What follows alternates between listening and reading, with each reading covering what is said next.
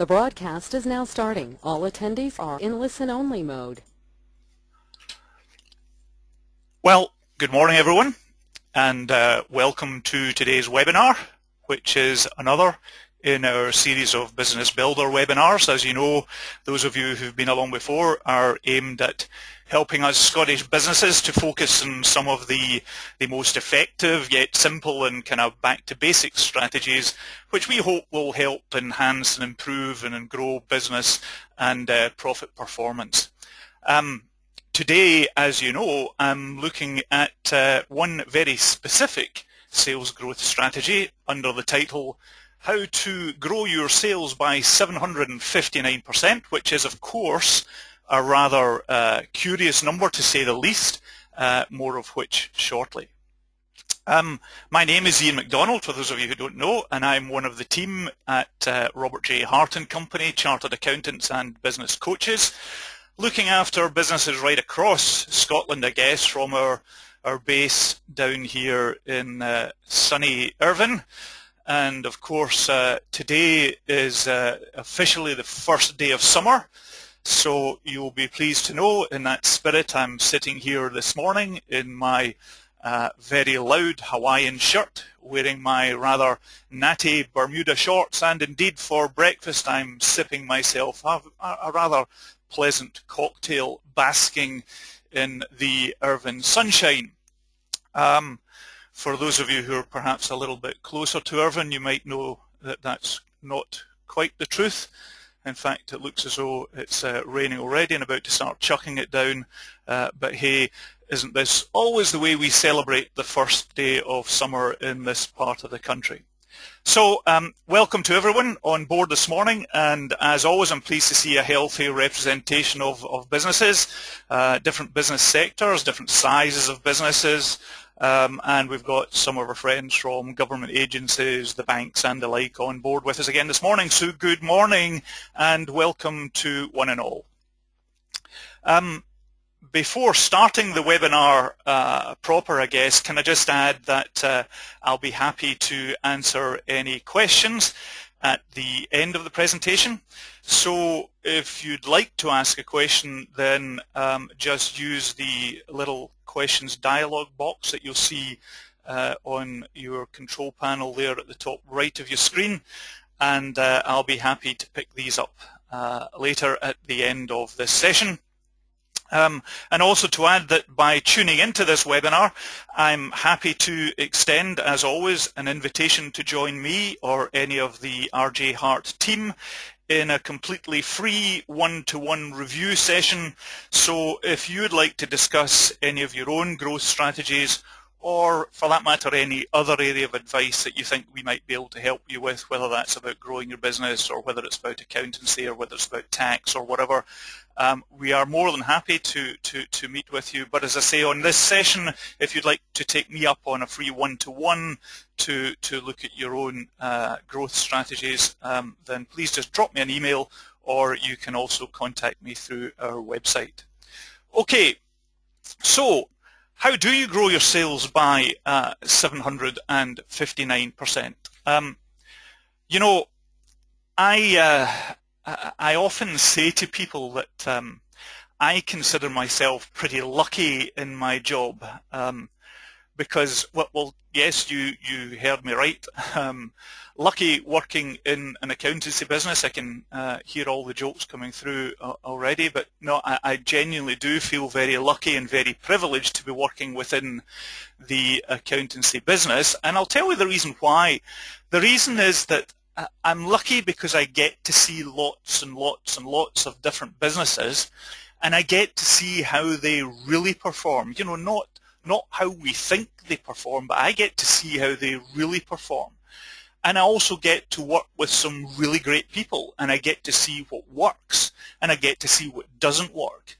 And as a result of that, I guess I'm lucky because I'm then able, using those experiences, to be able to share this information with other businesses. And, you know, one common theme, probably the most commonly recurring theme that I see, is that businesses who are finding it tough or who are struggling to achieve, let's say, their growth potential, they want to expand. In reality, they're often not doing enough to make that positive step change. They're often not doing enough to make that positive step change. And by this, I mean that we're all far too busy to take time or to make space for some quality time out to look more strategically at our businesses. Take time out to look at the challenges we have or the opportunities we have and how to solve those challenges or how to maximize those opportunities. And this, of course, I fully understand. It is tough and it's hard, and time is one of the real challenges we all have, amongst other things, whilst running our busy businesses. And so I am a real fan of looking for some easy wins. For some simple sort of back to basics, really pretty obvious stuff that many of us forget to do, such as looking at our sales growth strategies, which we are going to do this morning. So my challenge to each and every one of you tuning in today is simply this, and it's to raise the bar. And to raise the bar just a little notch, to outperform your competition, to raise the bar to give you competitive advantage, to raise the bar to set new standards, and to raise the bar to get you noticed, in your busy, crowded, competitive marketplace. And the funny thing is that we don't actually need to be raising the bar by huge amounts. The winner of let's say the Olympic gold in the high jump wins by just a centimetre or two. That's the margin for victory. Or in the 100 metres final, it's even smaller margins. It's margins of tenths, maybe even hundredths of a second. And so the man or woman who goes home with the gold, who takes the prize, who wins the cash, who outperforms their competition, or the business who goes home with the gold, who takes the prize, who outperforms their competition, tends to do so by very small margins and cumulatively by adding those little margins and making those little differences. And so I want us to understand that it's not all that often that it's huge margins that make the difference. And so I guess, the kind of moral here is we all know that it's through regular training and that bit of commitment to making time available that ultimately delivers winning performance. And it's this that I'd really like to remind us all of this morning. Just to set the scene a little bit, and I've posed just some questions, kind of quasi-observations as it were, just to kind of set a little bit of mood as to where I want us to go today. And I guess a question that I think about is, in this country, how good are we at the selling process? Now, I'm a fiercely proud Scot, but I do have to say that I think as a country, and particularly in the west coast of Scotland, I don't know that we actually do ourselves a great service when it comes to our sales ability when we make comparisons to many other countries. So, and I don't know if that's part of the Scottish psyche or makeup or culture that, we don't like to blow our own trumpets too much or whatever, but there's certainly, I believe, something in our makeup, in the Scottish makeup, that perhaps hampers us a little bit in terms of our selling and our sales ability. And that kind of leads us on to a question, which is, so if my hunch is correct there, and some of us perhaps aren't the best at selling, and of course, the old analogy that nothing happens in business until someone sells something, nothing happens in business until someone sells something. So if selling is the start point, is the catalyst for a business, it's the first action within a business, and it is important that we're good at that, how much time do we as business owners, whether we're a one-man band operation or whether we're a large organization employing lots of people, how many people do we invest our time in? How much time rather do we invest in sales training? Is in fact the whole selling process something that we sometimes feel a bit uncomfortable about or painful, or are we just not kind of feeling great about this whole sales process? Do we shy away from it, even acknowledging that it is an important part of our business? And it's something I come across. This isn't a criticism, it's an observation. Many people in business are uncomfortable at the whole idea of sales, and it's uncomfortable, and equally that may be the case for you and for some of your people in your team. So we need to be thinking about this whole sales training issue. And lastly, if selling and the whole process is important to us, when did we last sit down and kind of take an overview, a real overhaul of our sales process? When did we last examine the start, middle and end of our sales process and everything that goes in between, and how we can maximize that? So it's with that background that I just want to kind of suggest perhaps we need to be dealing with some of these issues if we want to be successful in our sales processes. So achieving 759% growth in sales is in fact no big secret, you'll be very pleased to know. So the mystery of the 759 figure is about to be revealed. So the secret in achieving 759% growth is in fact very simple.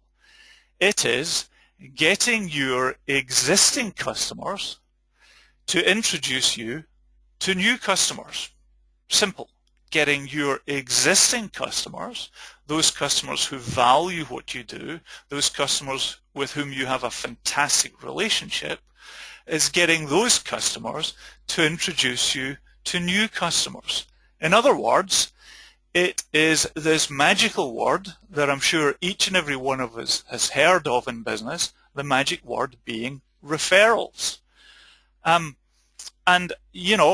the vast majority of business owners that I speak to are aware of the potential that exists within ensuring that you have referral processes within your business. And the reason for this, the overwhelming evidence is, and if you'd like to spend a few minutes Googling referrals, business referrals, you'll be inundated. It's such a huge subject, and it's a huge subject because it's an important subject, and it's an important subject because research shows without a shadow of a doubt that referrals is singularly the most effective way to grow a business. It's singularly the most effective way to grow a business. So let's have a little bit a look at this in a little bit more detail. Just to kind of give a bit of a reality check here again on the sales process. If you do want to raise the bar in your sales process and your business performance, then you're probably, or many of you I'm sure, will be continuing to carry out your sales process, whatever that is, in a fairly typical way, a way that you've kind of always done that. But if you are also sitting there already in this session saying, I bet you there are some areas that we can really brush up on in our sales activity, then for heaven's sake, start looking at that, and right now stop doing the things that you know are not working, because again, experience shows me in working with businesses, most businesses know the parts of the system that really aren't working particularly well. And we tend to accept some kind of mediocre approach to this. So stop doing what's not working. Stop accepting mediocrity in our sales processes. In other words, if we know that our sales messages and the way we approach our customers isn't as slick as it could be, then let's stop doing that. If our marketing efforts, if the literature we put round about our sales process, if the messages we develop, if our website, if all the things that we do in our marketing efforts, and our marketing efforts are there to support our sales process, if those aren't up to scratch and we know it, then stop accepting mediocrity there. And generally stop accepting mediocrity in some of these areas of effort. And I know it's tough, but the final thing, just a little reality check, is stop trying to do it all yourself. Stop trying to do it all yourself, because by trying to do all these things yourself, we end up with a diluted version of what we're trying to achieve. So let's look at ways to engage with other people to help us solve some of these problems. I came across a saying the other day. I was actually preparing for this session, and I don't know who said this, but it rang a chord with me, and the expression went, sometimes you've just got to push the whole to-do list into the never going to happen bin and start again afresh. And that kind of rung a chord with me. Push the whole to-do list into the never going to happen bin and start afresh. And you know, I see that we all know the things that we're planning and doing, and we never get round to doing them. So if we're not going to get round to do them, get rid of them and let's commit to things that we're going to start to do. Anyway, back on to this 759% growth. So why are referrals key? Why is it that research shows that referrals and referral systems in our businesses are important to us? Well, the first thing is that, as we've already said, referrals are undoubtedly the singularly most effective way that you can grow your sales. Secondly, that a good referral system built into a business is something that every business can always use. So there's repetition and there's repeat value in ensuring that referral systems is something that we build into our business. And one of the key words, and I'll refer to this as we go through today, is this idea that referrals should be a system rather than an ad hoc basis that sometimes we do and sometimes we don't. And then finally, of course, and the most compelling piece of evidence of all, is that referrals are the best customer prospects we can get. When we are given a referral by a very good contact, a very good client, then that contact, that prospect tends to be very high quality.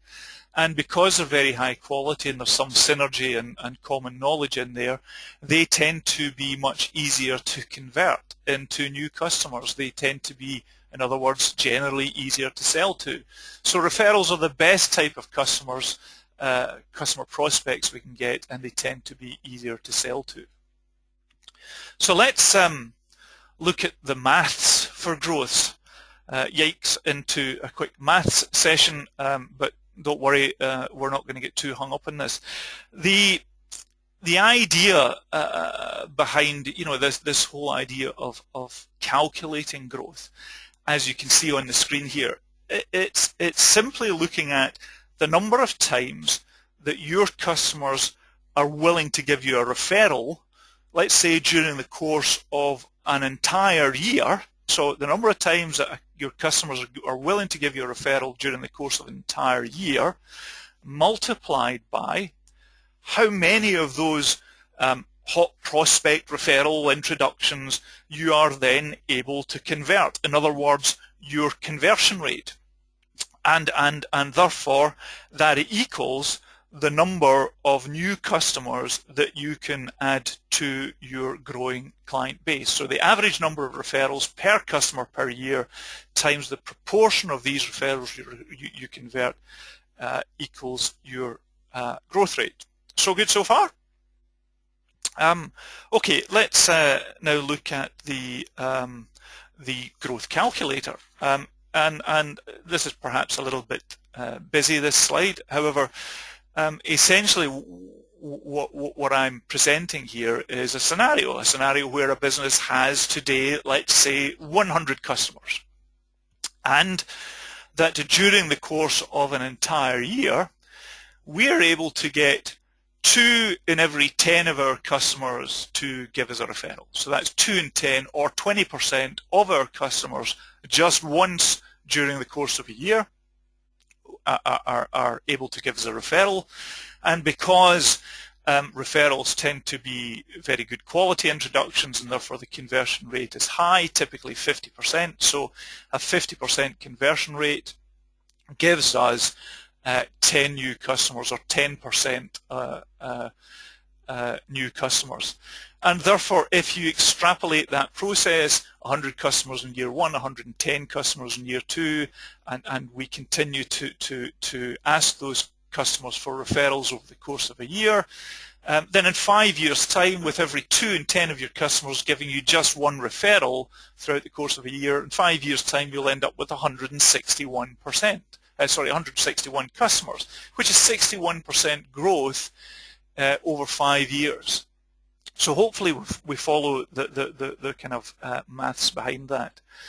But I'd like to just take that up a little notch, if I may, because this whole idea of our client base whom we treasure and look after to the best of our ability, who value the products and services that we deliver to them, who we have an outstanding relationship with, is it unrealistic to consider that each one of our customers might be capable during the course of an entire year to give us just one referral? So let's think about that again. For every customer we have, during the course of an entire year, have the possibility, the remote possibility of giving us just one referral.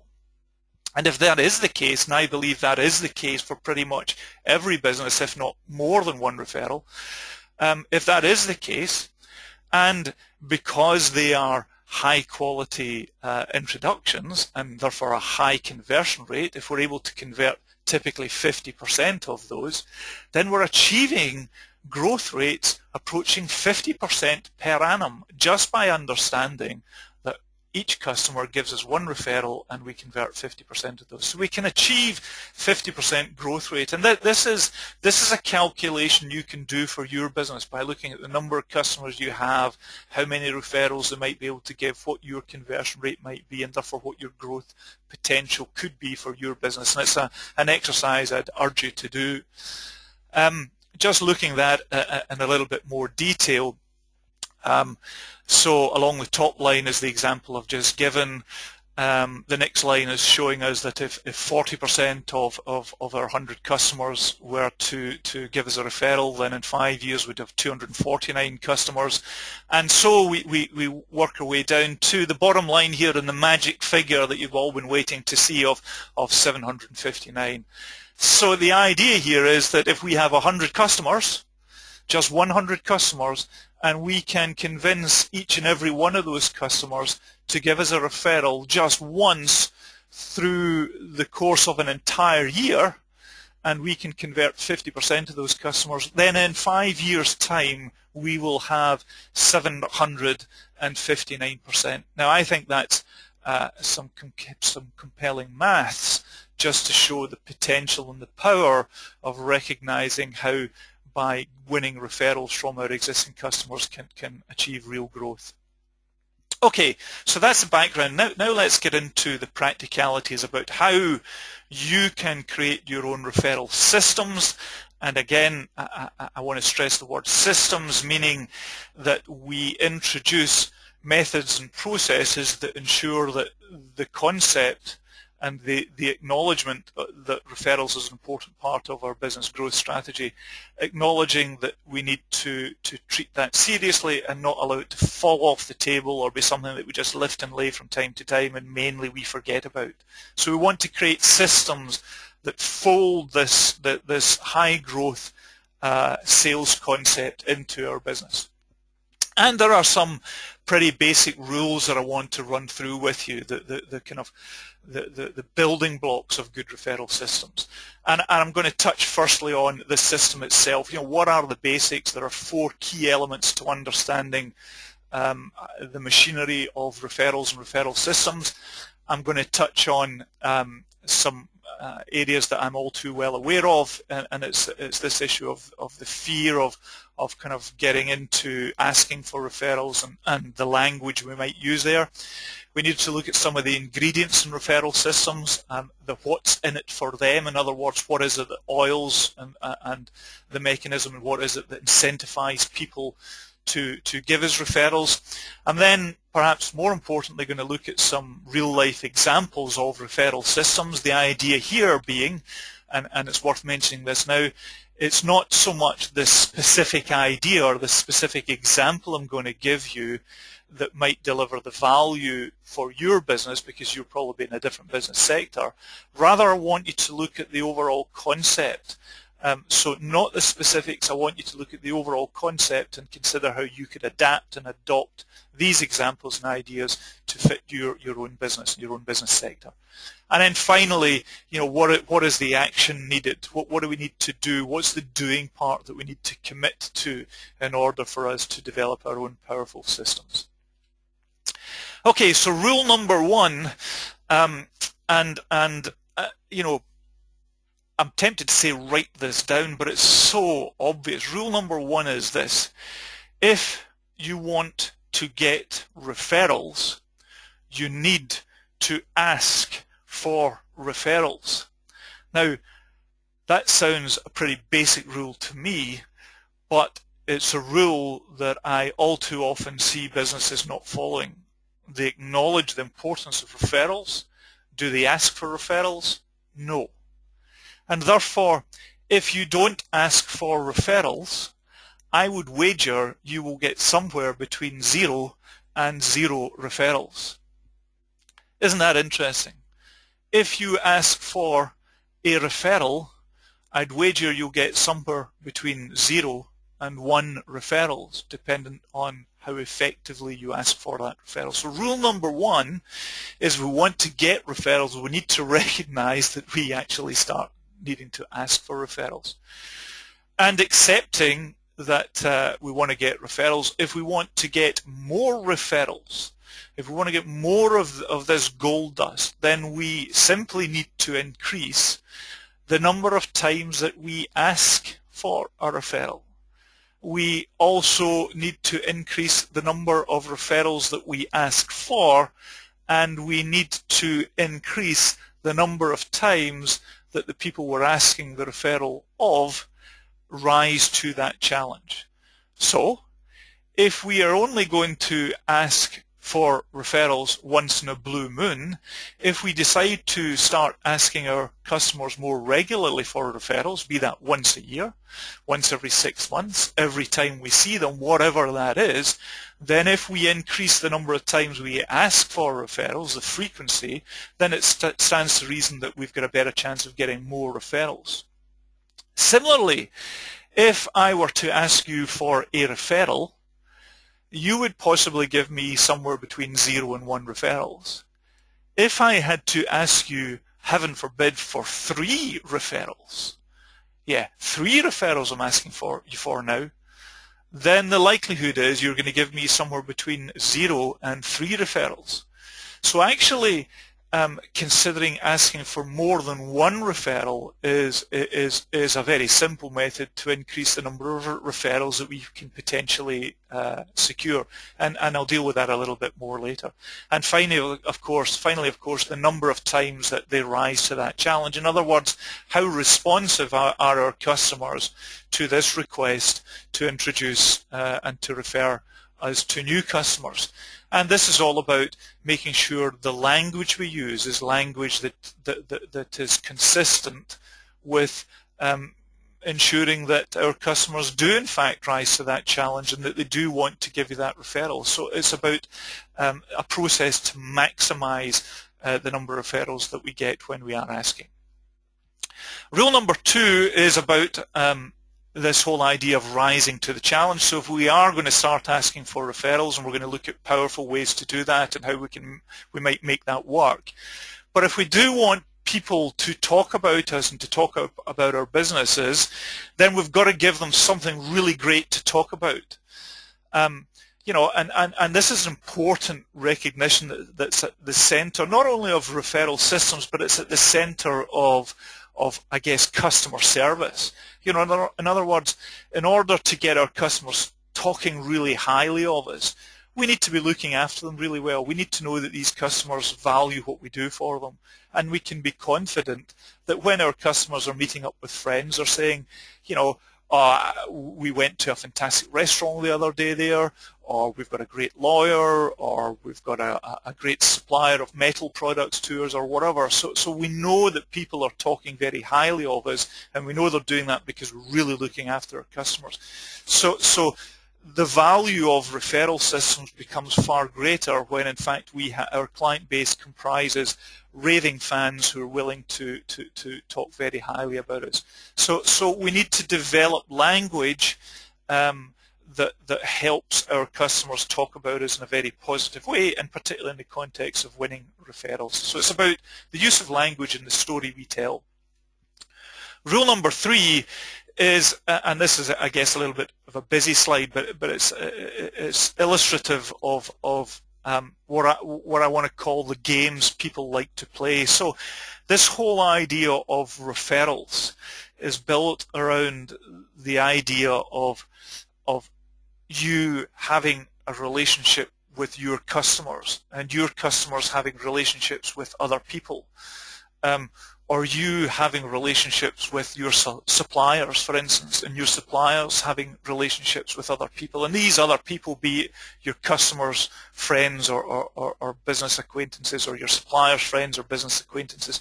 These are people that we want to identify as people that you can do business with. So they're your prospects, but they're held within the grasp of your customers and your suppliers, and right now you don't have any contact with them.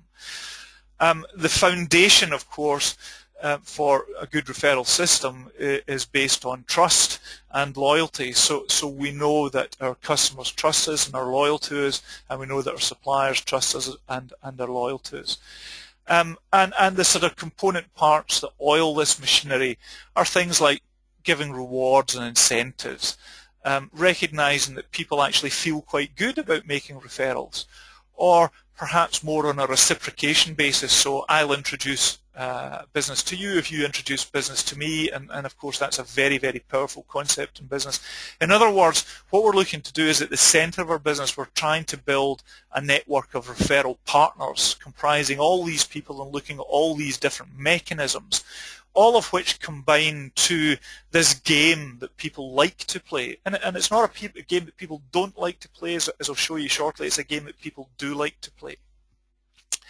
And the fourth rule is that having different referral systems is really, really important. So having no referral systems is not good at all.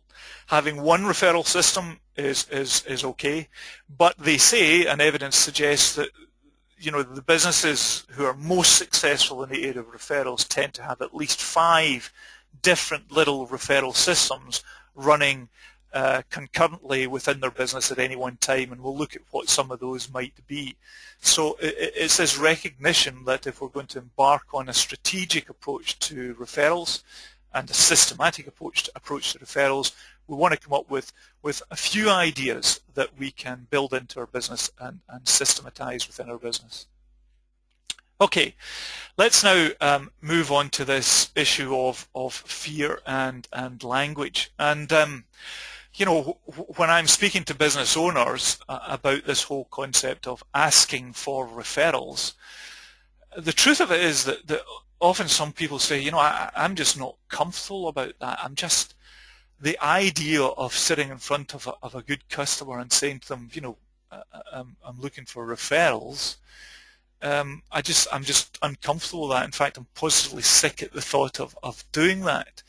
So I want to just deal with that a little bit this morning, and also to recognize that I think as a result of that, not solely as a result of people being uncomfortable asking for referrals, but certainly part of it, then all too few regularly ask for referrals. And when I say all too few, I would say the vast majority of businesses that we come across do not regularly ask for referrals on a systematic basis, and therefore I argue very strongly that there is a huge missed potential there and massive untapped potential. The other issue is that I think we have a belief as business owners and managers that our customers and our contacts are too busy to be bothered with all of this. And I'm sympathetic towards that thought process, but today I want us to help understand why that belief we have might actually be a misfounded belief, and we shouldn't actually be too concerned about that. And then the final thing is that those businesses who I come across who do ask for referrals tend to ask very poorly. So the quality of the dialogue or the hesitancy involved means that the way and the effectiveness of the request for referrals is quite poor. So looking at this issue of overcoming fear, the whole fear issue is understandable, but what I want us all to understand today is this: people do actually like to recommend and refer. As I suggested earlier, if we've been to a fantastic restaurant, we do like to say to our friends, we were at a fantastic restaurant the other day, you really need to go, it's great. They really look after you. They do this, they do that, they do the other. The food was fantastic. So we do actually like to refer. It could be in a commercial situation where we're working with a supply partner, and that supply partner has really looked after us and done us proud, and we're speaking to another business acquaintance and we're sharing that experience. We're saying, these guys who supply us with raw material, they're fantastic. They never let us down. They do this, they do that, they do the other. And so actually, whether we recognize it or not, people do like to refer and have that type of conversation. And therefore, if they're having those conversations anyway, but they're having those conversations without our knowledge and it's on an ad hoc basis, then think what would happen if we had to try and harness that energy and try and capture that knowledge. And let's be honest, if you have done a great job for your customers, then actually you owe it to yourself and to your business to ask for those referrals, to ask for and get those referrals. So you owe it to yourself to ask for these referrals. And what on earth is the worst thing that's going to happen to you if you do have the balls, have the audacity to ask, heaven forbid, ask for a referral? What's the worst thing that's going to happen? And let me assure you, in practice, the worst thing that I see is either people saying no, which in itself is highly unusual. The worst case might be some people say, to be honest, I can't really think of anyone. And we'll deal with that as well. But the reality is there's nothing bad going to happen by asking for referrals. And actually, when it comes to referrals, we all want to know that by introducing our friends and contacts and customers to other people, that they're going to be looked after and taken care of well. And actually, we're quite proud to make that referral. So let's look at the need to develop the language round about asking for referrals, because this is the real powerful and important part. It's about how we go about asking for referrals. So in other words, what doesn't work is if you decide right now, okay, the next customer I see, I'm going to ask for a referral, and we go up to them and we say, hi, do you think you'd give me a referral? Then clearly that in isolation is not going to work. You've ticked the box that says you've asked for a referral, but you've not asked for the referral in a particularly powerful or effective way. And, the other sort of way that I often hear people who do ask for referrals, what they tend to say is something along the lines of, I don't suppose there's any chance of you giving me a referral, is there, please? No, I didn't think so. So it's almost kind of defeatist, apologetic. It's this awkwardness. It's this, holding back. So we really need to think about, what's the story here? What language will we use to describe to our customers why and how we want referrals? And we need to build on that sort of short story effectively and almost developing it into a little script. Now, I don't mean a script in a parrot sense. I just mean a form of words that comes natural to us.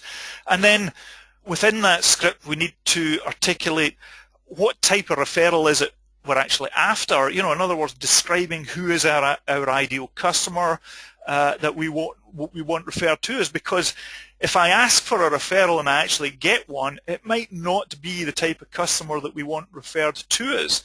And actually, there's nothing worse than a good customer rising to the challenge and making the referral, only to be embarrassed kind of all round. The fit isn't a good fit. So we need to be kind of thinking about defining what type of referral we're after. And then finally, folding this all together, having asked effectively for referrals, we need to then maybe give a little bit of opportunity for some time to respond and not kind of put pressure on the situation for an immediate response to a request for referrals. So let me give you just one or two examples here.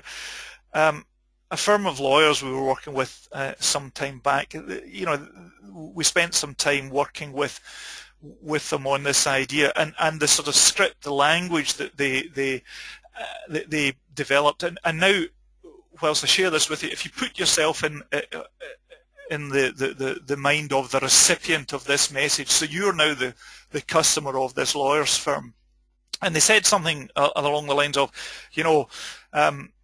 John, Margaret, whatever, we've worked together on a few things over the years, and we're really grateful that you choose our firm to look after you. We really appreciate that. And so, if you don't mind, I'd like to take a few minutes just to tell you about our growth plans, and maybe to see if you could give me a little bit of input on that. Is that okay?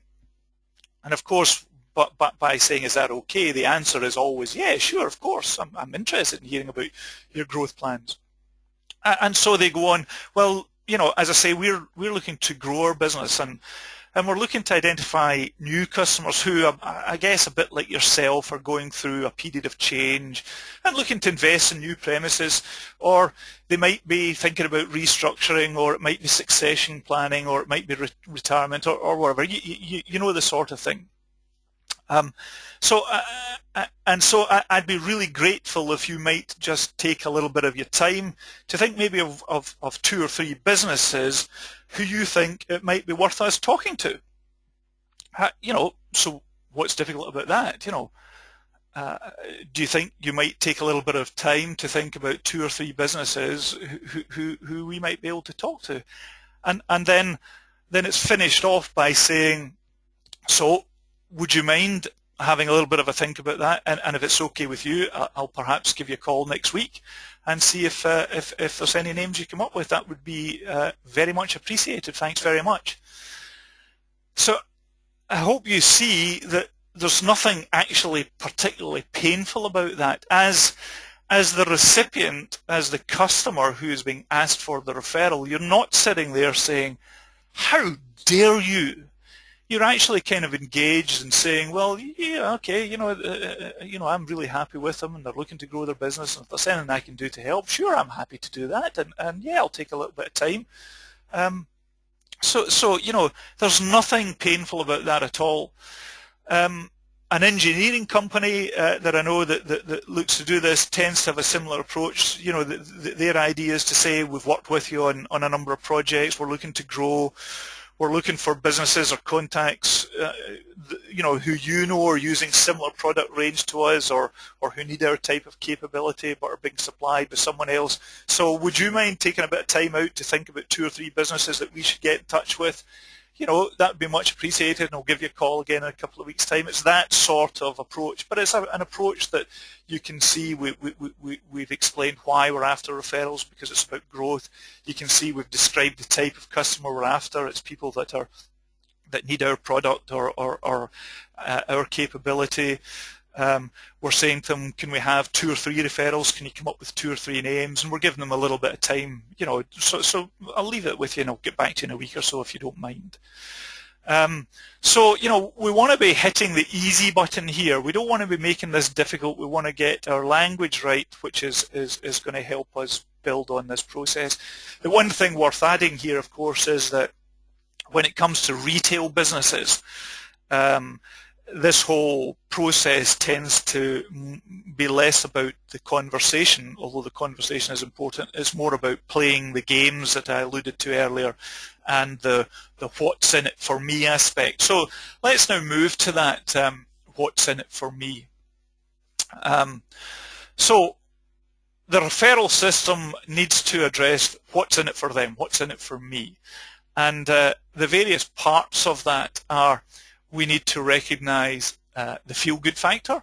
So we need to recognize that in part of a referral system, we want our customers and our contacts to feel good about engaging in the referral process, and we want it to be fun. So we're going to look at potentially some mechanisms, particularly in retail, but it works right across all business sectors, of introducing rewards and prizes and gifts and lots of games that engage that feel-good factor, that little bit of fun, and incentivizes our customers to introduce us to new customers. There's also obligations to play the game, in terms of reciprocity. We touched on that earlier. So if I introduce business to you, I'd expect you to introduce business to me. So the game there is one of obligation. It's a nice obligation, it's a relaxed obligation, but it's an obligation nonetheless. And you're perfectly entitled to go to customers and suppliers and play that game. What can you do for me and what can I do for you, and let's formalize that arrangement. So you play my game and I'll play your game. Okay, let me now move on to the area of some real life examples that I'd like to share with you of how some of these kind of referral systems can work. And as I said earlier, it's not about the specific example here, it's about how you can take these examples and potentially adapt and adopt them for your own business. So here's some fairly chunky household names. Dropbox, I'm sure some of you will have come across Dropbox now. Dropbox is one of the latest internet cloud-based sensations. It's a free service which gives you, from memory, something like 2 gigabytes of storage space up there in the cloud, where you can upload photographs, videos, important documents, etc., into a secure place and a secure space, and you can do that completely free of charge. For those of you who have engaged in the Dropbox facility, which is a very good facility, you'll also know that their growth system is built around a very simple model, which says we give you space for free. Every time you introduce a new customer to us, you send a customer to use our Dropbox space, then we will give you additional Dropbox capacity, and we will also give your friend some increased Dropbox space as well. So the more you refer, the more you introduce new customers, and it's a very simple email process, the more valuable space that Dropbox give you. Marks and Spencers and Sky are both absolute masters, particularly on Marks and Spencers kind of financial services and other services area of business. Introduce a friend and you get a £50 voucher. Sky do all these sort of systems where introduce a friend and you get again vouchers and gifts and rewards and all that sort of good stuff. Curves, I've been working with some of the Curves franchises over this last while, and at the center of their business model is a referral system. So they have systems and methods to continually grow their membership by engaging very closely with their existing membership and always asking for members to refer new members and putting in place incentives and rewards and fun things to make that happen. So those are kind of the reason I put those big names up there is just to remind us that the big companies are doing this stuff. So if the big companies are doing this stuff, it makes sense that we should do it. Let me give you perhaps some more meaningful examples now. Over this last number of years, I've been fortunate to be working with a very unique and very specialist environmental services business. who provide compliance services with some very sophisticated machinery, a team of hard-working on-the-ground engineers and some academic technical people behind the scenes who look after the compliance of landfill sites and various commercial sites where environmental compliance is important.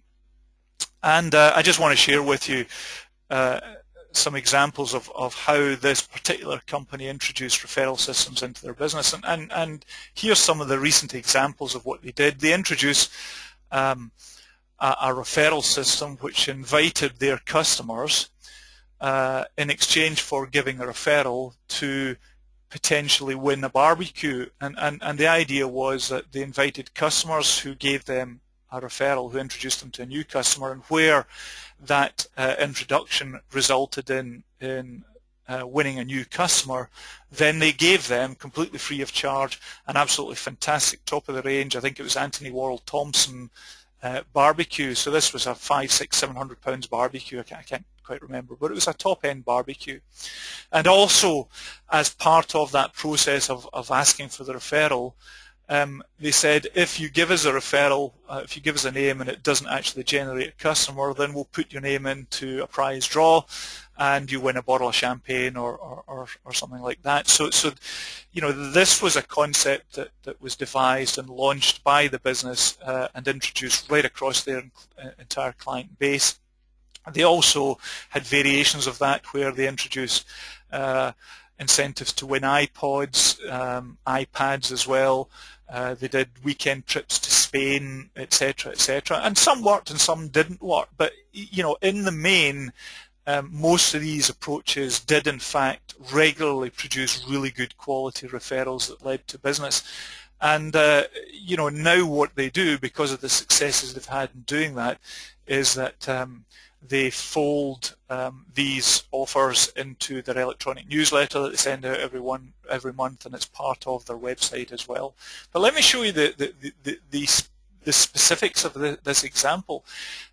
So they went round about their customers, explained to them the referral, you know, articulated to them that they were ambitious, they were looking to grow, they were looking for more customers like them, and they left them with an entry form which asked them, as you can see here, to give the name of the contact that they were introducing, the address, etc., the email, the telephone number, and just a little bit of commentary to say what sort of services do you think we could provide these people.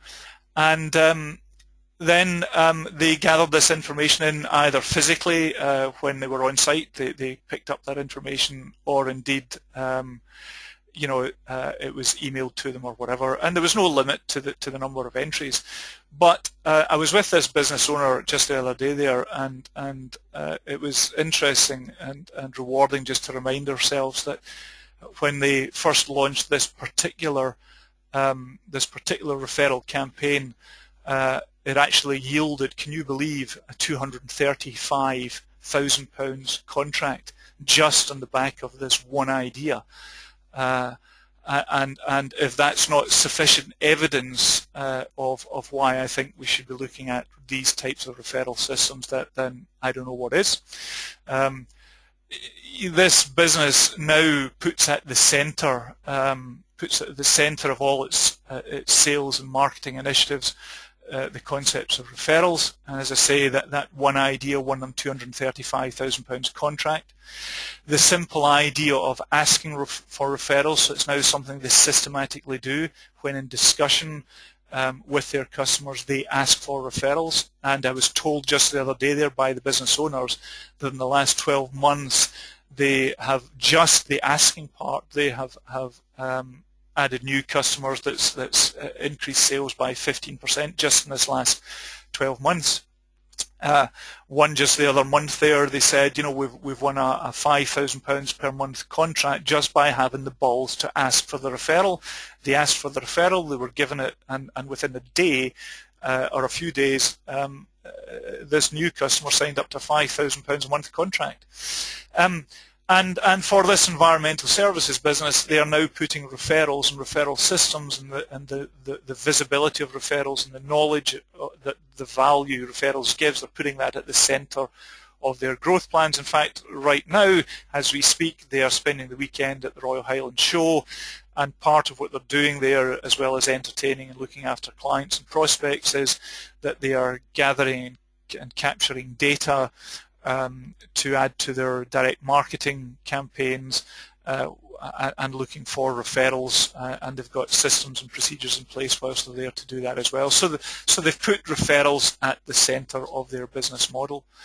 I was also with at a very nice hotel, guest house, restaurant the other day there, and having this very conversation with some clients. And the kind of conversation focused around the fact that they acknowledged that they had email data, which they really weren't doing much with, and also acknowledged that perhaps they could start using that email data and introduce an e-news campaign to start pushing out some marketing information to their customers. And we had a chat about how we might introduce some referral systems in there. And in this context, we spoke about acknowledging that we have local customers, in other words, the customers that walk over the door, and whilst they are in our premises, we have the opportunity to chat with them, to engage with them, and perhaps once they've finished their meal, to have a little slip of paper to capture their email address and to ask them for the details of anyone else, any other local people that they think might like to come along and have a meal with them, and that in doing so they're happy to give their friends a free bottle of wine when they come along. So they were looking at that from their local customer point of view. Also, we had a little chat about those customers who are tourist customers who perhaps only come once in a lifetime and may never come again, but by capturing that data and keeping in touch with them and offering them the opportunity either to come back and incentivize them to come back by offering them a free welcome back meal or something like that, but also to recognize that they possibly will talk about the visit to the hotel or restaurant to their friends. So introducing processes and procedures that allow us to send information to target customers that they in turn can pass on. So things like competitions, loyalty club cards, bring along a friend or introduce a friend. If your friend comes along, we'll give them a voucher with your compliments to give them 10% off, whatever that is. So it's this recognition that we need to harness the data that we have of our existing customers in order to push out to win customers and to win the friends of our customers. One very good example of that is La Tasca restaurant, the Spanish tapas chain. If you want some examples, some good examples of how they make referral systems work in the restaurant business, then have a look at La Tasca online and you'll see some really good ideas. I've got a manufacturing company who do a lot of export and have been looking to identify foreign agents, but actually that's the wrong type of foreign agent. We're not after that type. It's more that type of foreign agent we're after. In other words, in this business, it was foreign distributors, agency partnership agreements, and they started marketing out to their client base to try and identify new distribution agents across the world. The incentive was to win a Galaxy tablet if they were able to introduce. They actually did one recently which is really quite quirky, which is a draw to win a haggis and a dram, and it was very popular, and they were sending little boxes of haggis and miniature drams across the world to people that were participating in that game. I know others who look at potentially paying finder's fees, and even an engineering company who runs a competition round about sending jokes in and passing on jokes and all that sort of stuff. So there's lots of little ideas, about how we can oil this machinery and make sure that we're maximising referrals. A funny example I came across is with Duncan Bannatyne at Bannatyne's Health Club. and one of the local clubs who had a Pizza Hut directly across the road, and they formed, I guess, a kind of unholy strategic alliance where the health club was referring people over to Pizza Hut with a discount voucher, and Pizza Hut were referring people back to Bannatynes across the road with a discount voucher. So the concept of a strategic alliance was a good one, where the health club come to the health club and work up an appetite, go over to the Pizza Hut and satisfy your appetite, maybe put on too many extra pounds and then go back to the gym. So it was a really interesting idea, but strategic alliances is something that's really important. Other areas, customer satisfaction surveys is where you can ask for referrals. You could have a specific telesales campaign where you contact your customers and ask for referrals. There are referral clubs, things like the BNI, lots and lots of ways to capture referrals. But one really important thing, one very, very important thing, when a customer or a contact or a supplier has been good enough to give you a referral, you must always remember to say thank you. You must always go back and make sure that you show your gratitude for having that referral. Google is your friend. If you'd like more information and thousands of ideas on business referral systems, then Google referrals. I'd also suggest that you Google a guy called Jay Abraham, who is probably the biggest exponent and most prolific author on referral systems, and so look up some of his ideas, because you'll get some great food for thought in there. But Jay has a really interesting quote, and it says this: "The identification of great referral systems comes to people at different times and in different ways. Learn from others and search for the possibilities." Now, my take on that is, not everything works all of the time, but we need to be absolutely committed and confident in recognizing that referral systems is singularly the most effective way to grow our business, and therefore we should put it at the center of our business. And we need to look around about the marketplace, see what others are doing, and take those ideas and take those concepts and mold them into our own businesses. So the final part to wrap up now is all about the action, and of course it's fairly straightforward. If we always do what we've always done, then we'll always get what we've always got. So if we want to change things and we want to do things differently, if we want to raise the bar and outperform our competitors, then we need to take action. And the action points we need to take are straightforward. First and foremost, acknowledge the importance of asking for referrals. Don't be scared about asking for referrals. Be brave and recognize that asking for referrals will deliver value to your business, and people will be happy to engage in that process with you. In order to facilitate and make that work well, develop your own story. Develop the language and be confident and deliver that request for a referral with pride and with conviction. Recognize the importance that people do like to play games, so look for mechanisms that you can use to introduce into your business that might oil that machinery and make the referral system work better for you. And try and create more than one referral system. It's said great businesses have 5 great referral systems, so have that commitment. Ladies and gentlemen, thank you very much for joining me again this morning. As I said at the beginning, if you'd like to join on a free one-to-one consultation, then please simply email me or get in touch through the website. We'd be delighted to hear from you.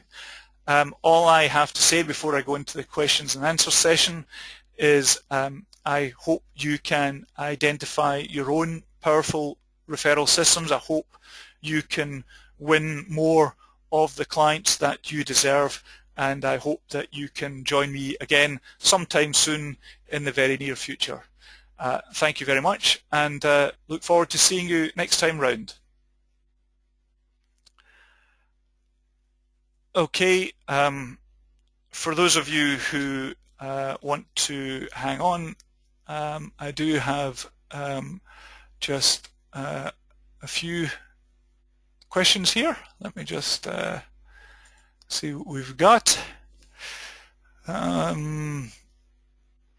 Okay. Here's a question from Fiona. Good morning, Fiona. I don't think that many of my customers will actually be able to give me referrals just through asking, okay? And it might be a time-consuming process. Would you recommend I still look at this concept? Thanks for the question, Fiona. Absolutely, definitely look at it. And you can possibly even, I guess, simulate the potential by doing your own calculations. You know that kind of exercise that I spoke about earlier, where you make assumptions on the number of customers you have, how often they might be able to give you a referral, what that conversion rate might be, etc. So you know, I would say no matter what your thoughts are about perhaps not many of your customers would actually give you a referral, do that exercise, because, you know, let's kind of just change the numbers around a little bit. Let's say, I don't know what business you're in, Fiona, but let's say you had 500 clients, for instance, and with having 500 clients, maybe yours are a bit less likely to refer business to you. So let's say that only 1 in 3 of your 500 clients could give you a referral. And I'm just going to calculate this as we go. And so 500 customers, let's say 1 in 3 give you a referral, and that your conversion rate was very low. Let's say it was only a 25% conversion rate. So that's 500, 33%, 25. So that's 41, just over 41 new customers, which is just over 8% growth. So, okay, if you don't think that many of your customers will engage, so it's not going to be that high a number. You can even ending up with a low number like 8% growth. You know, that's something like, I don't know, cumulatively in compounding effect is probably 50% growth over 5 years, just by acknowledging just this one strategy of asking for referrals. So it might not be the singular powerhouse, explosive referral system for you, but it is absolutely, something that we should all do and introduce into our business. Okay. Alec is saying,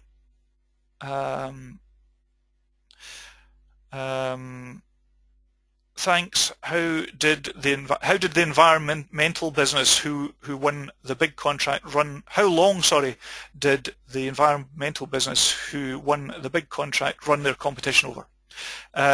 Good question, Alec. Actually, from memory, it was something like 3 months on the barbecue. So they ran, they launched it and said that this competition is running for 3 months, including the kind of prize draw for the champagne. In fact, I think they might have had a monthly draw for the champagne. But the thing is, this whole, it's entirely up to you. And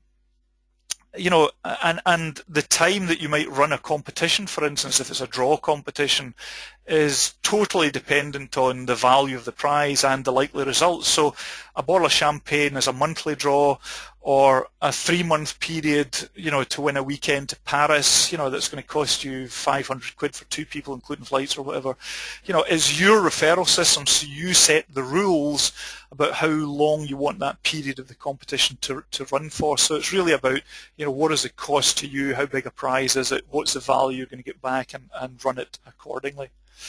I'll take just one more question. The rest of you have asked questions. There are 1 or 2 here. What I'll do is I'll answer you offline, because I know most of you will be wanting to get back to work. So one more from Ricky here. Ricky, good morning. I only have a few large customers. Any examples of referral systems for this scenario?